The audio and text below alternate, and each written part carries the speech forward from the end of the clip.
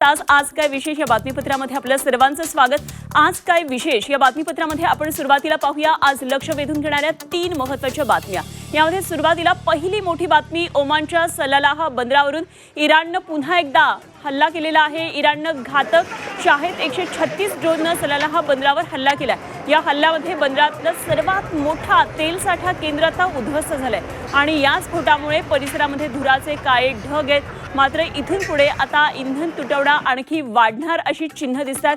काय नेमकेचे परिणाम होणार आहेत या बातमीपत्रामध्ये आपण जाणून घेणार आहोत। दुसरी मोठी बातमी अमेरिका इस्रायल इराण यांच्यातल्या युद्धाच्या झळा भारताला बसतात त्या संदर्भातली।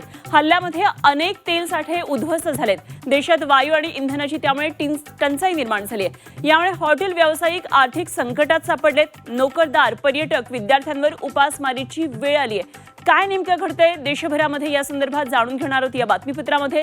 आणि तिसरी लक्षवेधी बातमी ती म्हणजे राज्यातल्या हवामानात झपाट्यानं बदल होत चालल्याचं पाहायला मिळतंय। राज्यात पुढचे 2 दिवस हे उष्णतेच्या लाटेचा इशारा देण्यात आलाय, तर विदर्भातल्या काही भागांमध्ये अवकाळी पावसाचा अंदाज हवामान खात्यानं वर्तवलाय।